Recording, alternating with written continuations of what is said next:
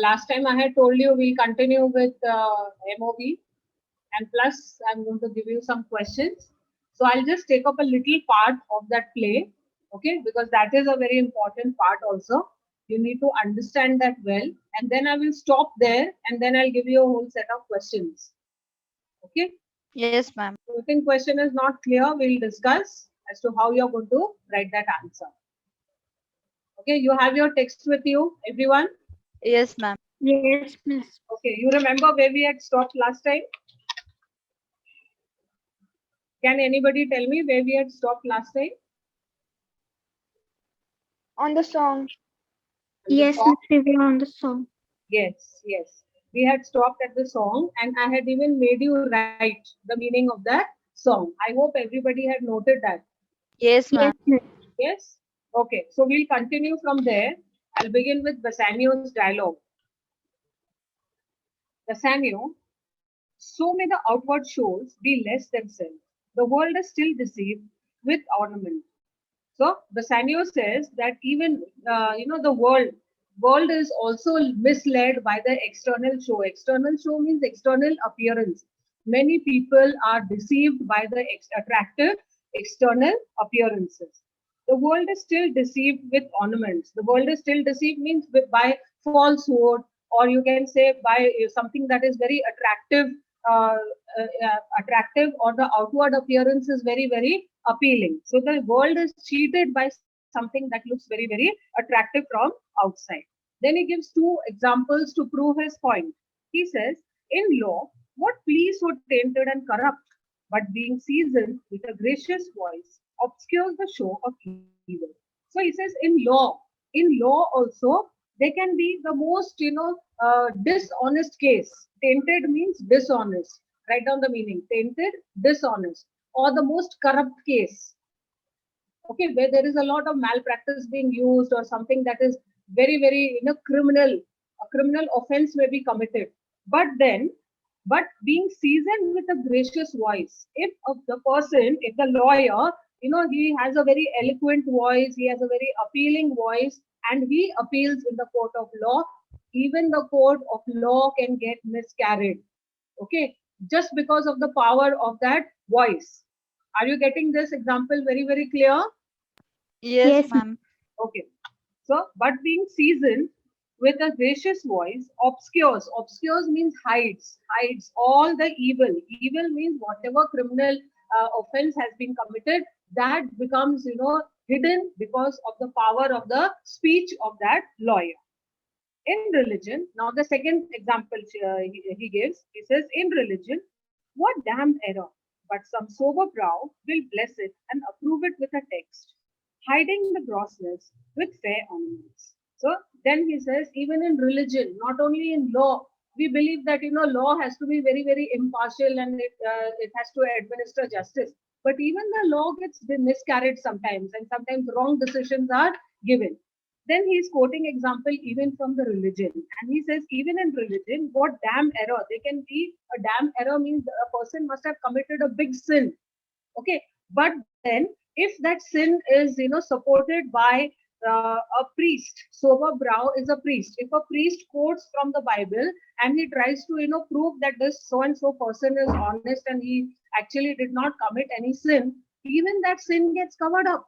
So the most hideous of hideous crimes or sin can also be covered up with the help of scriptures. Okay, got the second example also very clear?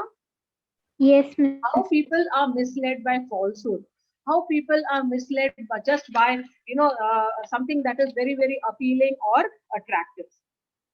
Hiding the grossness is evil with fair ornament. Fair ornament means sacred words from the you can say the Bible, or you can say any other religious books. There is no wise so simple, but assumes so mark of virtue on his outward parts. So then he tries to say that even the most simple wise has some external resemblance to virtue. Okay, even the small, it can be a very small virtue. Okay, but it has some kind of resemblance, to the external, to the external appearance.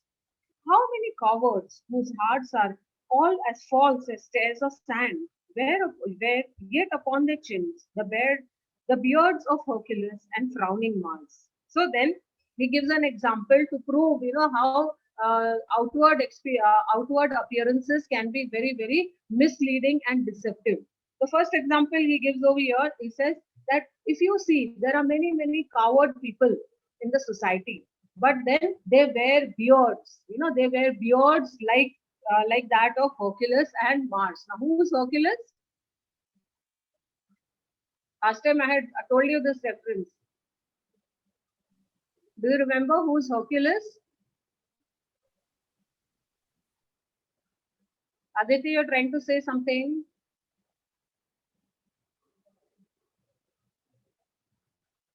Hercules is the god of strength, or he is the man of strength. He is known for manliness. He is known for strength. He is known for bravery. Okay, so there are people who wear beards like that of Hercules. Hercules had a beard, and even Mars. Mars is the god of war. This god also had a beard. Why? These coward people, they just wanted to prove that they are very brave. But in actuality, who inward search have livers white as milk. Actually, if you go deep into their hearts, you will find out that they are the most coward people. But what are they trying to portray to the society? That they are very, very brave. They are like Hercules and Mars just by wearing a beard. Okay, got this example clear? Yes, ma'am. Yes, Miss. And these assume but whalers excrement. And why are they wearing that beard? Just to show, a sign of courage, that yes, we are very, very courageous, we are very brave, and we are very, we can fight anything. So just to create that impression, they are wearing those beards. To render them undoubted. To render them undoubted means the people who look at them, they are not doubting them. They are very sure, when they look at these people, that yes, they are very, very, courageous people. But actually, they are not. They are the most coward people. Then he says, look on beauty, and you shall see it's purchased by the weight. So he says, oh, even if you look at beauty, look at the ladies. As far as the men are concerned, they are wearing false beards. Okay, just to show that they are courageous. But look at the ladies. Even the beauty that these ladies are having, the makeup that they apply, that is also purchased. A person has to pay a price to look beautiful. Beauty does not come easily. So he says, look on beauty, and you shall see it's purchased by the weight, which wherein works a miracle in nature. So something that is really very beautiful, or some lady who's very, very beautiful, naturally attracts the attention of everyone. And it is very, very, it's like a miracle, it's like a magic the moment that lady appears. But he says, actually, if you see, that lady must have also paid a good price to look so beautiful. So, according to him, nothing comes free, including the beauty. If a person wants to look beautiful, he has to pay a heavy price for it. Okay, getting it, everyone? Yes, Yes, ma'am. Miss. Okay. And you shall see it is purchased by the weight. Purchased by the weight means the person has to actually spend money to look beautiful, which therein works a miracle in nature, making them lightest that wear most of it. Underline this, making them lightest. According to him, okay, according to Bassanio, the person who wears the maximum makeup appears to be the lightest. Lightest means light character, a dishonest person, a characterless person. Write the meaning of lightest. A characterless person. Actually, that lady is characterless. Why does she need any kind of makeup? She should not apply any makeup, especially when she is going to spend so much of time and money to look beautiful. So he says that those ladies who wear a lot of makeup, they are characterless according to Bassanio. Okay, so making them lightest that wear most of it. So are those crisp, snaky golden locks, which make such wanton gambols of the wind. So he says, similarly, those people, in the court, you must have seen that the judge, he wears, a wig made out of golden curly hair. In the movies and all, you must have seen. Okay, so he says that those crisp means curly. Curly, snaky. Snaky is winding, wavy kind of hair. The hair which looks so beautiful, those golden colored hair, okay, which makes such wanton gambles of the wind. So when the wind is blowing and this hair gets tossed up because of the wind, it looks so beautiful. Okay, but he says actually, upon supposed fairness, often known to be the dowry of a second head. So he says, but actually, if you see the person who's wearing that golden hair, that is not his original hair. He is wearing a wig. So that beautiful hair does not belong to the person who's wearing it, but actually it belongs to the person who is in the sepulchre. Sepulchre is the tomb, the skull of that person whose hair actually this person is wearing to look beautiful is in the grave. Are you getting this example, everyone? Yes, ma'am.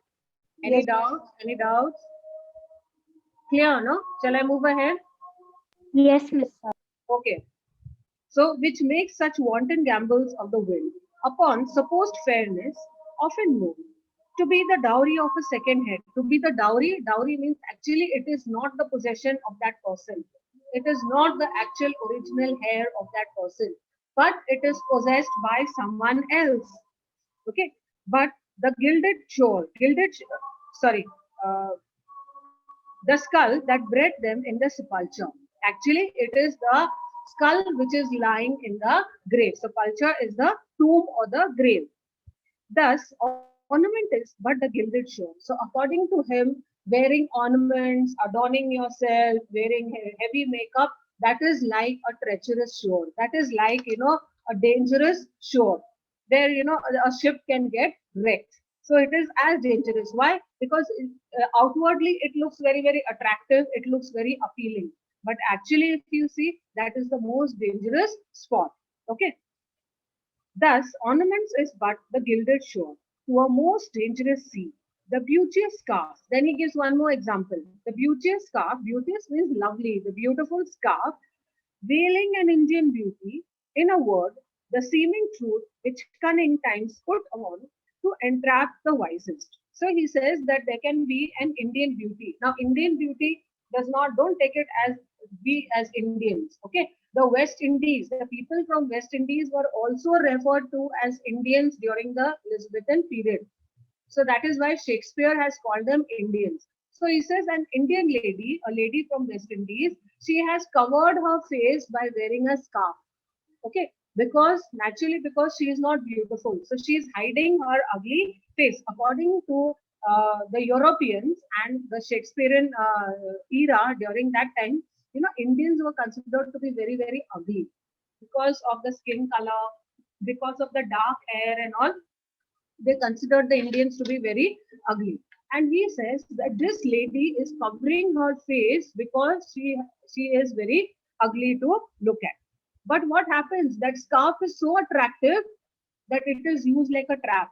Many men fall for that scarf and they fall in love with that lady. So it's like, the lady is setting a trap for the men to get caught in it. Are you able to follow this example? There are Yes, many ma'am. examples, and to prove each and every point, you should know all of them. Veiling an Indian beauty, in a word, the seeming truth, which cunning times means cunning people. This lady who's wearing this scarf is a very, very smart and cunning lady. She knows she is ugly, but how she can attract men by wearing a very attractive scarf. So she has done that, and she has set a trap for men. So cunning times put on to entrap the wisest. So even the wisest of wise man can fall a prey to that attractive scarf. That is the objective of that lady, to trap the men. Therefore, thou gaudy gold, hard food for Midas, I will none for thee. See the reasons that he has given to refuse the gold casket. Okay, so he says that oh gold casket, you are hard food for Midas. Now you must have studied or you must have heard about the story of King Midas. Have you heard? No, ma'am. No. King Midas was a king, okay, in Greece. He had a daughter, and he was very much, greedy for gold. He just wanted more and more gold, you know. So then he prayed to God and he asked God. So God was quite happy, and then God appeared before him, and God said that, okay, you ask whatever you want, and I will grant you that wish of yours. So Midas asked, he says that I want lot of gold. So God says, please think what you're asking for. He says, no, no, I don't want anything else. I've got everything else in my kingdom. I'm very happy. I only want more and more of gold. He says, whatever I touch, it should turn into gold. Give me that blessing. So God tells him, think, you are going to regret it later. So he says, no, no, I will not regret it. You just grant me that wish. So God grants him that wish. And from that day, whatever he touched, it turns into gold. But the sad part was that initially he was very, very happy that, everything was turning into gold. But then one day, he sat down to eat. The food that he touched, that also turned into gold. So he remained hungry. His daughter, he happened to touch his daughter also turned into gold. So then he started regretting later. He started feeling very, very bad, and he, prayed to God again. But God said, see, I cannot take that wish back. This is what you wanted. And this is how you are going to learn. I had told you to think before asking for such a kind of blessing, but you did not. So now you have to pay the price for it. And he regretted. So he says that this gold is nothing. It's like the hard food for Midas. Food was there. Everything was in plentiful in Midas's kingdom. But he could not enjoy it. Why? Because everything turned into gold. Everything became so solid. He could not eat his food also. He could not enjoy the love of his daughter. Okay. So this is the story of Midas. He says, oh, I don't like gold because it became a hard food for Midas. So because of this reason, I am going to refuse the gold casket. Okay. He has given a lot of examples before to prove that exterior appearances, can be deceptive. So all these reasons you need to give when you're saying why he is refusing the golden casket. Okay. Then, nor none for thee, thou pale and common drudge, between man and man, but thou meager leg. So then he looks at the silver casket. Parth, you want to say something? No, ma'am. Okay, I think you had unmuted yourself, no? Okay, so then he turns around to the silver casket and he says, oh, you are also, very, very pale, and you are very drudge. Drudge means something that is very common. He says it's very common. Why? Because it is used as a medium of exchange between man and man, because coins were made of silver. Okay, so it was used as a kind of exchange whenever any transaction was done, whenever any business deal was done. So it was used as a medium of exchange. So he says, oh, silver, you are too ordinary. I'm not going to choose you also. So he has refused the gold casket, and he has refused even the silver casket. Okay. Then he says, then thou meager leg, something that is very, very, ordinary, and something that is very, very small and common. He says, which rather threatenest than those promised ought. So he says that, oh, you lead casket, you are giving more of a threat than any kind of promise. The other two caskets are at least promising me something, that whatever every man deserves, and whatever a person deserves, he will get when he chooses that casket. But this lead casket is not promising anything. On the other hand, what is the inscription written on the lead casket? It says that whosoever chooseth me shall give and hazard all he has. Means whatever that person has, whatever the person who's choosing the lead casket, he is going to risk everything if he chooses the lead casket. He says, so I like the inscription, which is very, very simple and straightforward. There is no, play of words, or there is no deception involved in it. It's very simple, and it's more of a threat than any kind of promise.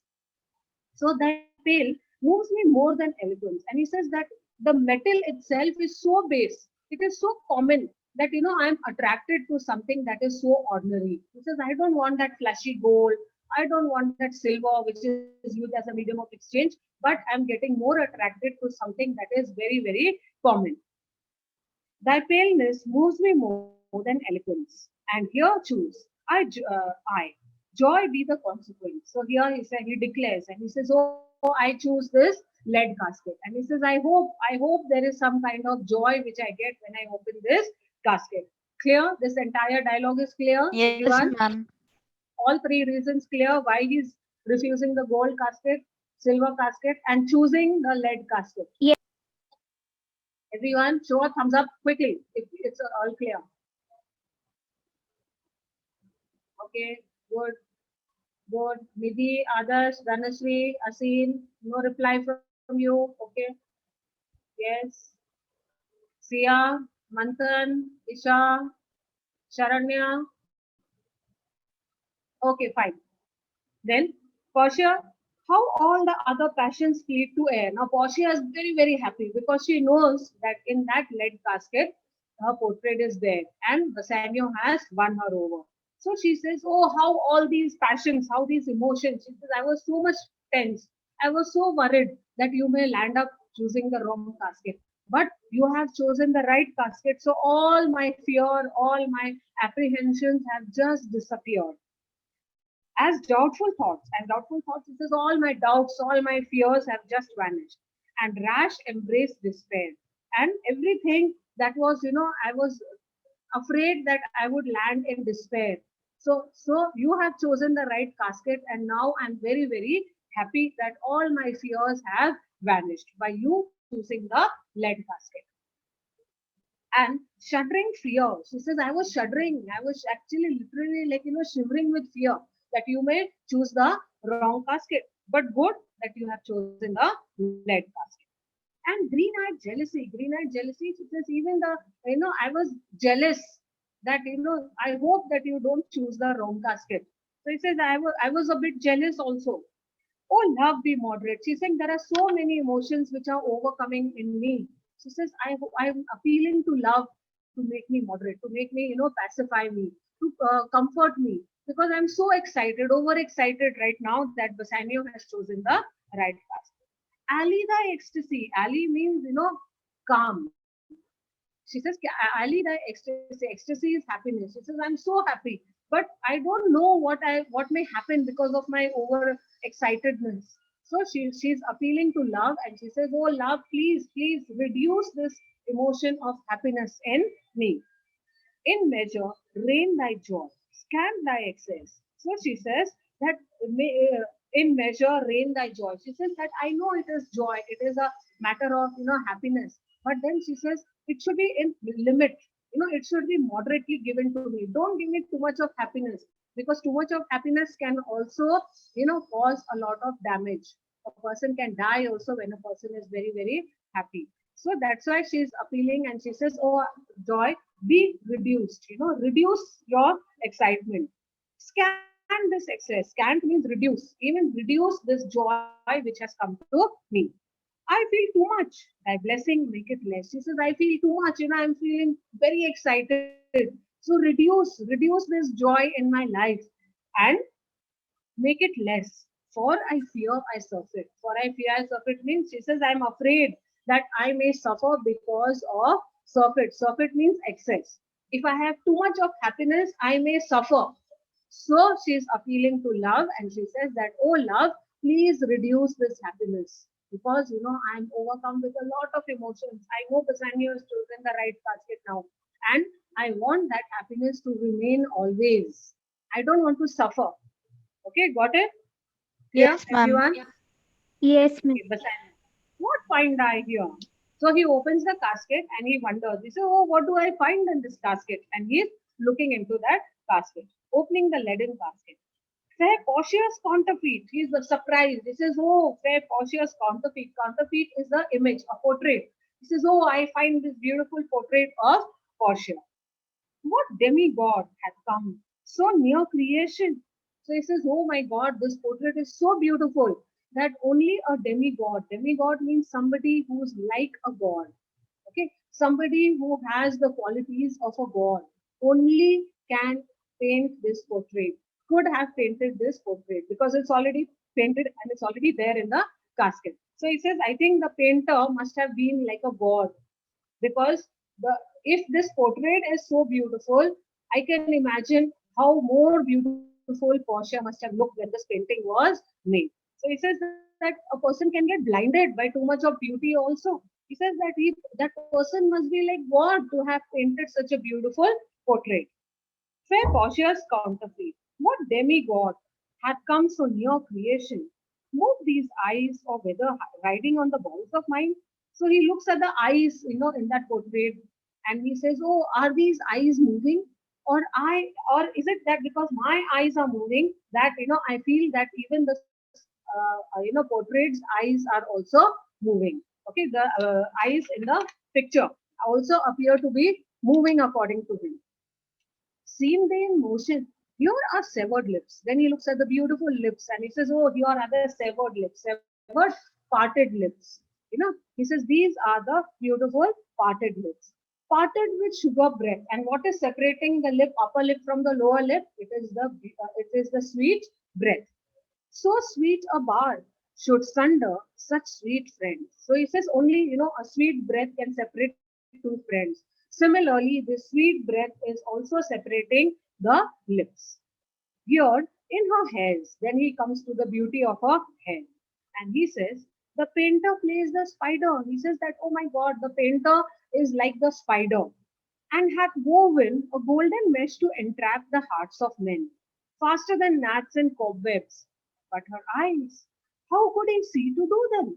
Then he says her hair was beautiful, and it was like the net, the web of a spider. The spider weaves a web. For what purpose? Why does a spider make a web?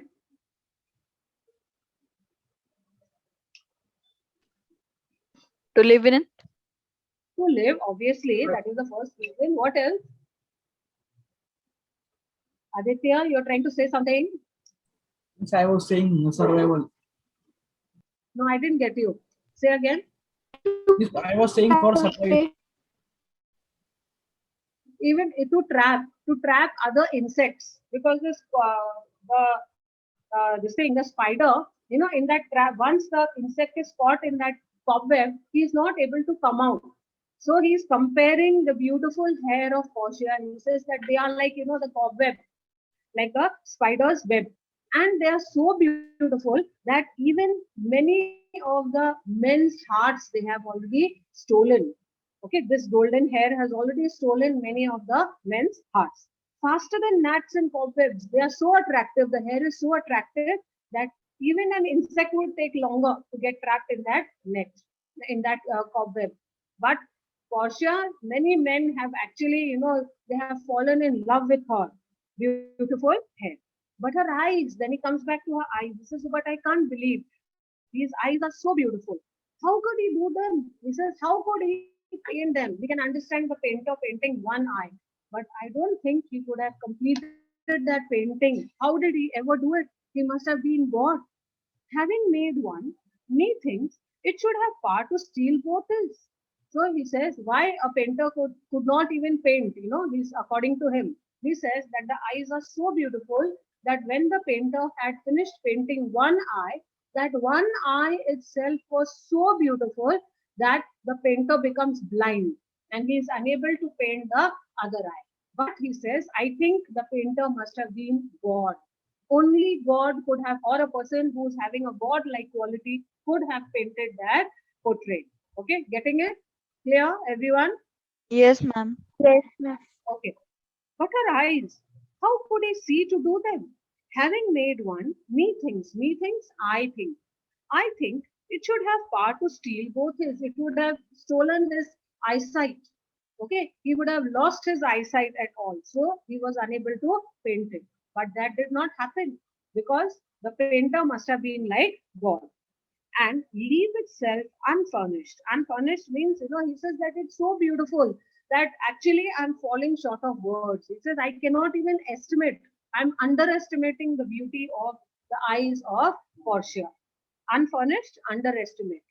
Yet look how far the substance of my praise doth wrong this shadow in underprizing it. He says, see, actually, I'm praising this beautiful portrait, but then I'm falling short of words and I'm underpraising it. He says it is much more worthy of my praises, but I'm not getting the words to describe it right now. So I'm actually underpricing it right now. It is much more beautiful.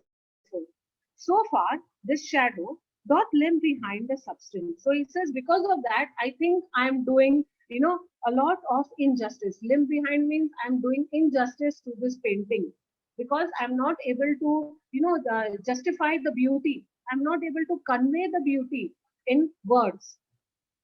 The continent and summary of my sorry, here's the scroll. Then he, when he opens the casket, he also finds a scroll and he says, oh, here is the scroll. What is there in the scroll? Reads, you that choose not by the view, chance is fair and chooses true. So he says that you, the scroll, in the scroll, the instructions is very, very clear and it says that, oh, Bassanio, you have not chosen according to the exterior appearance. And since you have not done that, this fortune comes to you. This fortune refers to Portia. It says that this luck has come to you now because you are not the person who gauges by looking at something that looks attractive from outside. Be content and seek no new. So he says, because you have achieved what you had come here for, you have already won Portia over. So he says, be happy, be content, and be satisfied, and don't look for anything more than this. You could not have asked for anything more than this. It is the happiest moment for you as well as even for Portia. And hold your fortune with your bliss. Turn you where your lady is and claim her with a loving kiss. So, very, very clearly, it is mentioned that I want you to be very happy, be contented, be satisfied, turn around to whom you have won over and claim her as your wife with a loving kiss. A gentle scroll, beautiful. He is very happy, reading the words on that scroll. So, a beautiful scroll, fair lady, by your leave. So he says that the scroll says that you have to claim this lady by giving her a loving kiss. And he kisses her. I come by note to give and to receive, but he is still, in that confused state of mind. He cannot believe that he has chosen the right casting.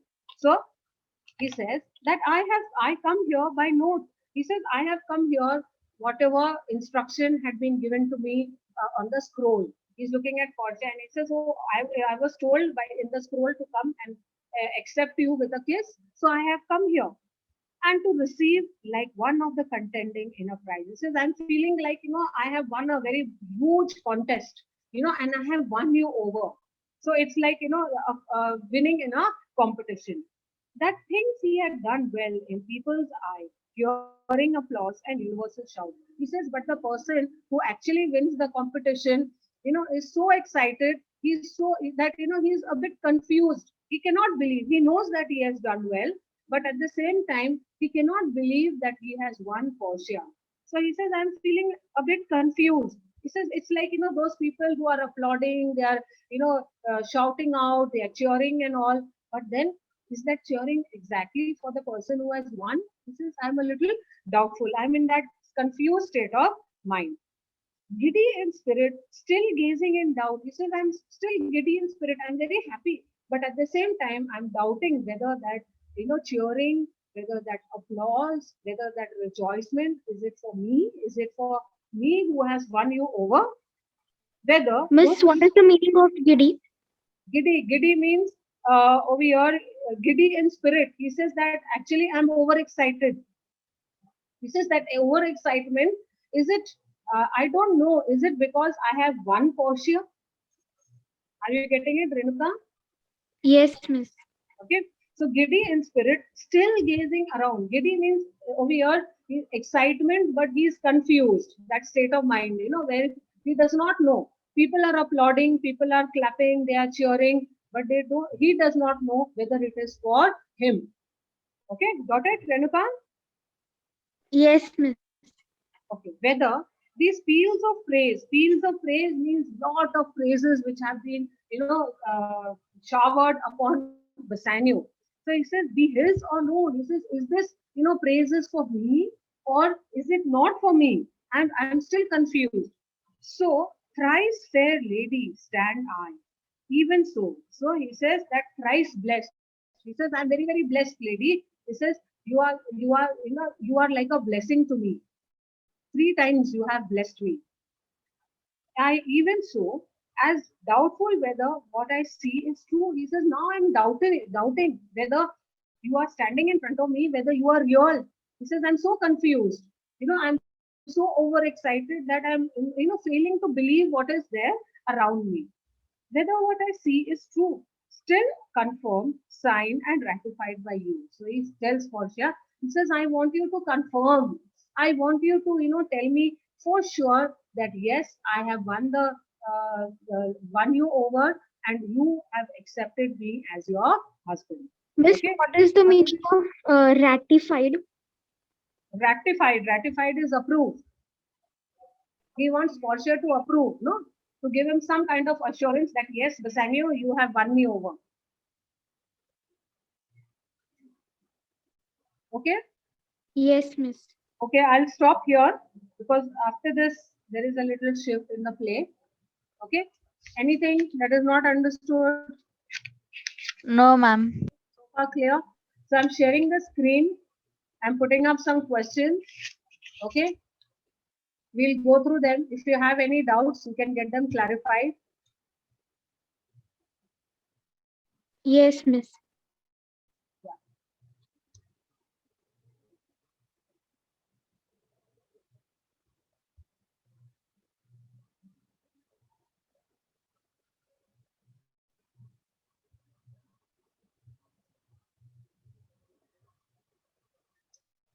Can you see the screen? Yes, Miss. Yes, miss. Okay. See the first question. Take it down. Where does the scene take place? Who all enter the scene? Simple enough. I think everybody can answer this question. Yes, ma'am. Where does the scene take place? In Belmont. It takes place in a room in Belmont, in Portia's house. And who all enter the scene? Which characters enter the scene? Bassanio, Bassanio, Portia, Nerissa. Luciano, Nerissa, and servants. Portia, Nerissa, her attendants, and Bassanio. Okay, now next, have you taken down the first question? Yes, ma'am. Do you want some time to note down the points? No, ma'am. Okay, second one. Why does Portia ask Bassanio to wait for a day or two before making his choice of the casket? Why is she requesting him to Because stay back? Portia loves Bassanio, so she doesn't want Bassanio to choose the wrong casket. Okay, because she's afraid that in case he chooses the wrong casket, according to the terms and conditions, he would have to leave Belmont immediately. Okay, so because of that fear, she wants him to stay for a day or two. Okay, the fear of losing him because he would land up choosing the wrong casket. Write it down.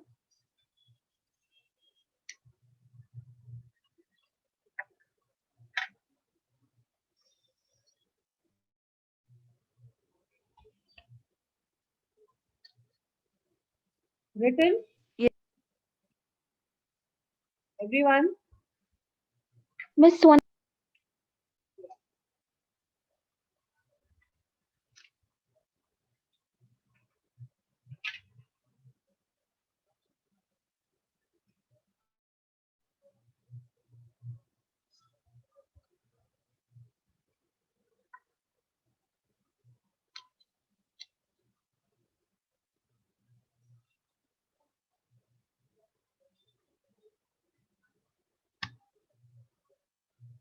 Shall we go to the next question? Yes, ma'am. Yes, Miss. What is the sin in Portia's mind? And why will she not tell which casket to choose? What, according to Portia, is a sin? Telling the truth of the casket to any suitor. She should not reveal the casket to anyone. And she. Telling the right casket to Bassanio. Okay, if she goes ahead and she tells him which is the right casket, then she would be committing a sin. Okay, but then she says that she will not tell. Why? What reason does she give for not telling the right casket?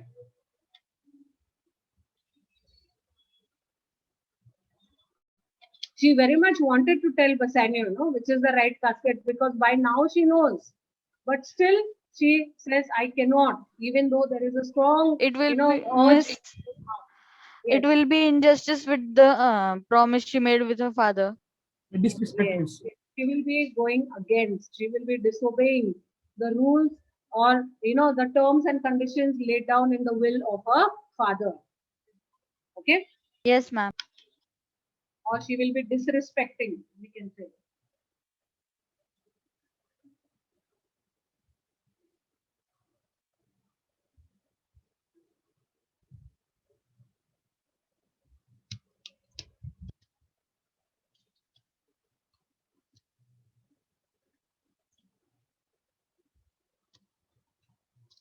Okay, next one. What does Portia say about the effect of uh, beauty? Effect of beauty. I'll just make this correction of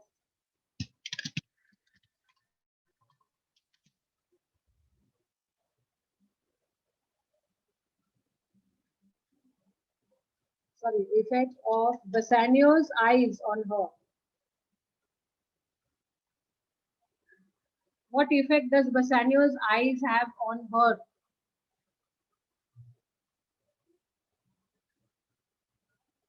Come to that part, that first dialogue. What does she say?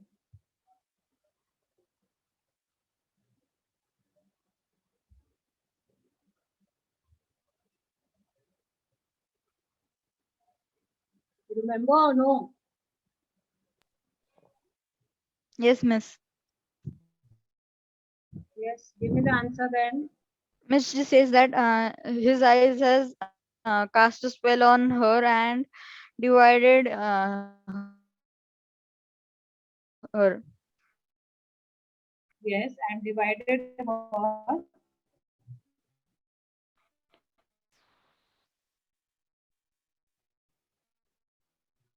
And also says that one of Okay, so first important point over here, his eyes have cast a spell on her. Okay, write down her. His eyes have cast a spell on her, and they have divided her. They have divided her for she seems to be no longer herself. She seems to be no longer herself.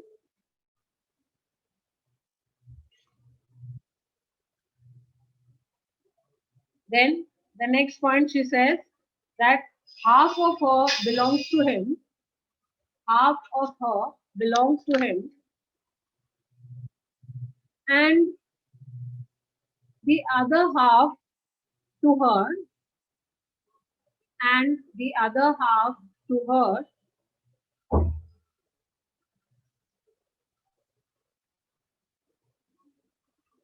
Full stop. Even if the latter does not belong to her, even if the latter does not belong to her, it would still be his. It would still be his.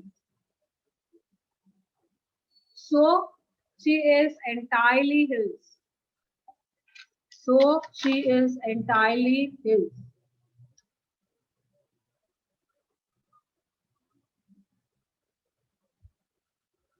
Got it, everyone? yes, Yes. Okay, next one. Why does she call these times wicked? Why is she calling that time wicked?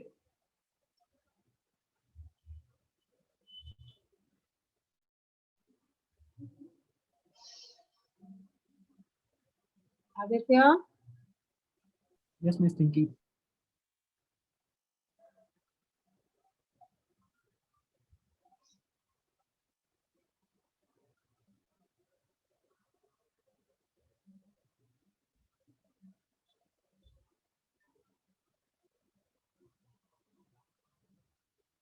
Anyone? Miss, can you tell the meaning of wicked? Wicked. If I tell you the meaning of wicked, Bad. I'm going to answer. Yeah, okay, in a way bad. She's calling this time bad. Miss May, Anyone? Miss, Yes? because it pushes them, because it,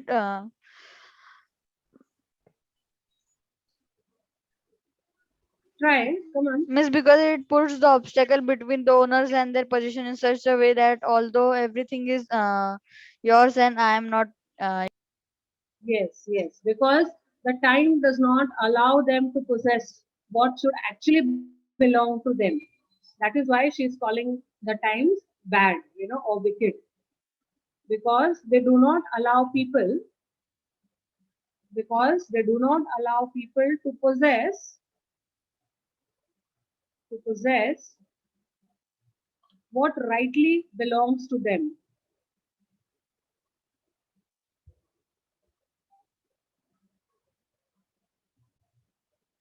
Thus, she who really belongs to Bassanio, thus she who really belongs to Bassanio may never be given to him, may never be given to him. Please can you repeat the answer?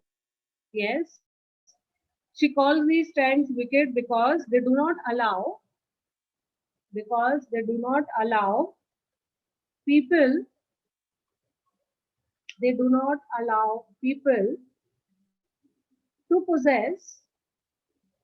to possess what rightly belongs to them, what rightly belongs to them. Thus, she who belongs to Bassanio, thus she who rightly belongs to Bassanio may never be given to him, may never be given to him.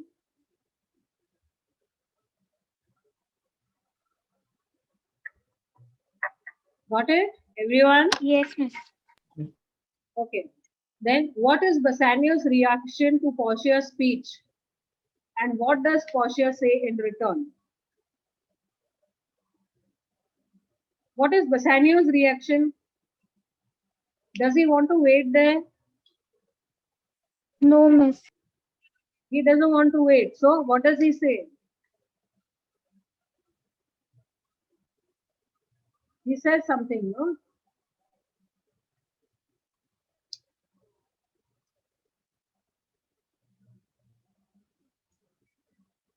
Okay, do one thing. I'm giving you homework. Okay, take these questions down. Okay. What is Bassanio's reaction to Portia's speech and what does Portia say in return? Then the next question, why does Portia call the musicians when Bassanio is making the choice of the casket?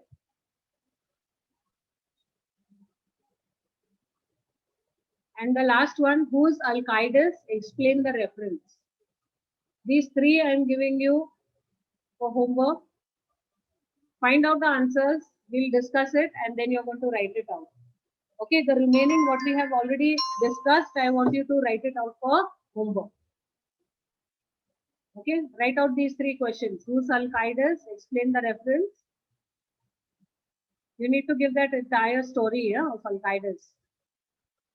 And why does Portia call the musicians when Bassanio is making the choice of the casket?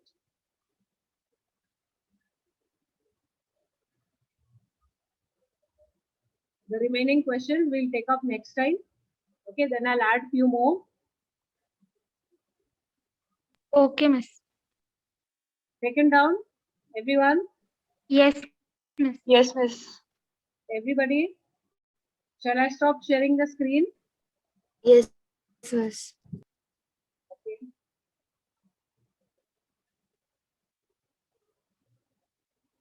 Okay, please complete that for homework. Okay, I'll see you next time. Bye, everyone. Bye, miss.